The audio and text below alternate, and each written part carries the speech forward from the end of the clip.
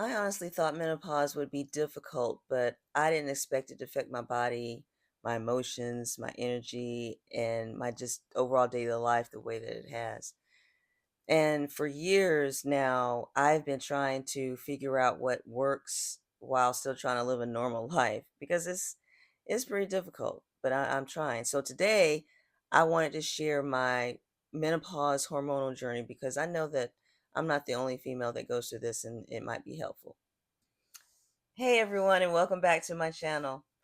If you are new here, my name is Alicia, and I share lifestyle, faith, wellness, and real life experiences as I'm going through this season of my life right now. And today I wanted to sit down and just talk honestly about my journey through perimenopause, menopause, HRT, weight gain, fatigue, just all of it, okay? Because this has been a long journey. This really started back in 2016 when I began going through perimenopause. At first, I noticed irregular bleeding and spotting between my periods. Then my cycle started spacing out more and more.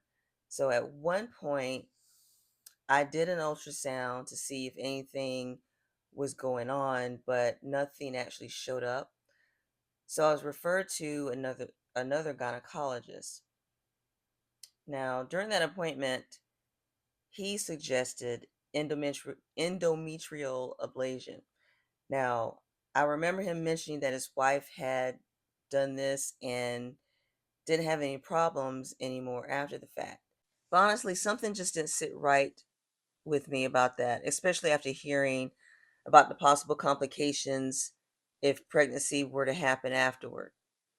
So at this time, I felt pressured and confused, and I still scheduled the procedure because I didn't know.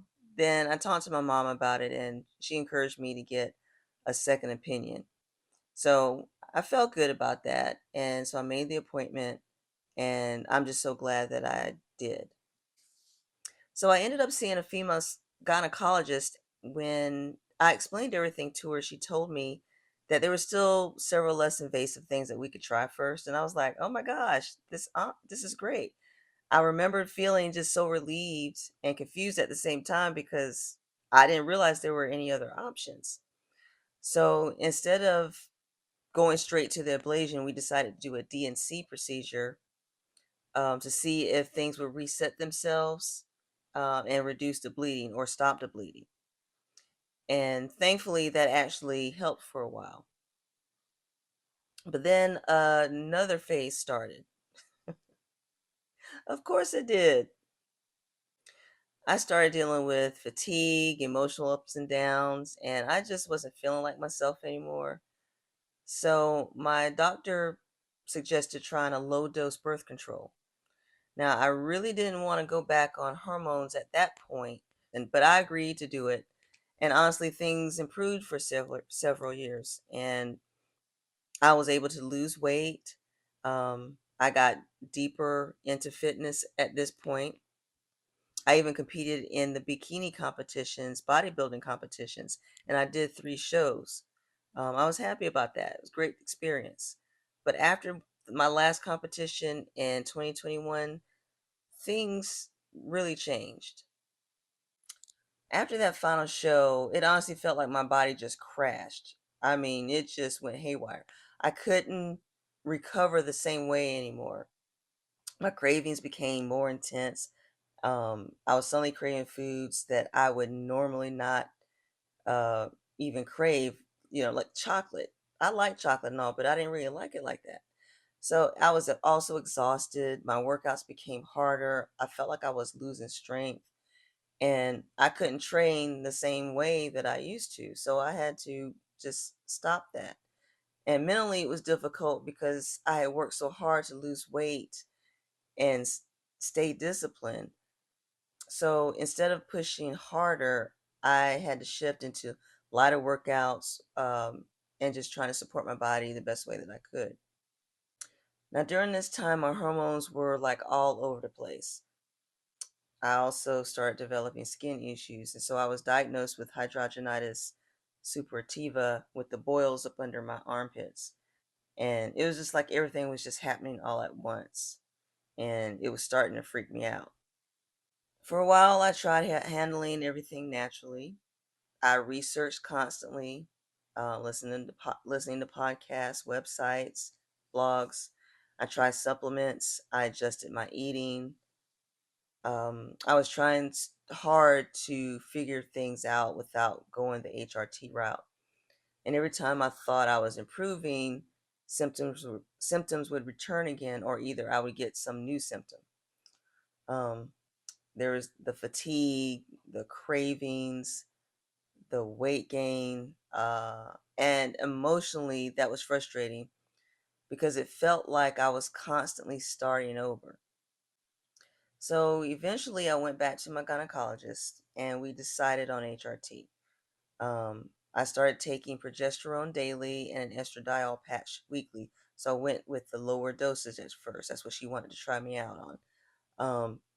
It mainly helped with the hot flashes, but I still struggled with weakness, fatigue, and the cravings, and rebuilding my strength after I lost strength.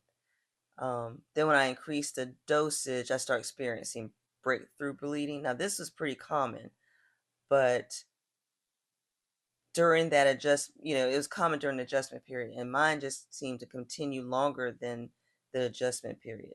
So my doctor and I stayed in touch, and we communicated a lot about my symptoms, and so we decided to try different dosages. We increased the progesterone at least once. We adjusted the estrogen at least 2 times, and thankfully I began to feel better overall. I was able to continue karate and my workouts again, and things just take longer now, but the bleeding still continued. So now my gynecologist and I are trying another approach. Currently, I've temporarily stopped taking progesterone while continuing the estradiol patch to see if we can reset things differently. And thankfully, the bleeding has stopped for now. But I know I would need to get back on the progesterone to keep using both of them. Um, we're going to do it in cycles, starting progesterone in cycles. This is in hopes to mimic a more natural pattern and hopefully balance things out better. And so the plan is to put me back on them after about 4 or 5 weeks and then mimic like a period. And then once I stop the period, then she was going to put me back on the progesterone. So I'm not quite sure how long I'm going to be on the progesterone for to mimic this period, which is really more like breakthrough bleeding. Um, and then after that, I'm supposed to go back to taking the pills daily. Just have to wait and see. So I have about another week and a half until I have to contact her and let her know. So, but honestly, it can be frustrating to technically be postmenopausal and still have to deal with these hormonal symptoms. I mean, I'm frustrated, but I also just haven't given up on figuring out what's going to work for my body. My doctor is great, and she's been working with me on it, and I really appreciate it. One thing I truly believe is that staying active has helped me mentally and physically through all of this. If I had not been working out, I think things would have been worse for me. Even though I couldn't train the same way and when my energy was low, I continued to still move my body, and that just really mattered. Karate helped, walking helped, going hiking, camping. Um, Exercise just helps make me feel more connected to myself. And now I'm focusing more on anti inflammatory eating, fiber, reducing processed foods because I ate so much. Um, I was just trying to support my body with more nourishment just to give it what it needs. So if you're navigating perimenopause or menopause right now and you feel frustrated like I am, exhausted, emotional, and just disconnected to yourself, I just want you to know that you are not alone. This journey can feel overwhelming sometimes, but I do believe that we can keep learning our bodies and adapting instead of just giving up on ourselves. So thank you so much for watching, and I'll see you in the next video.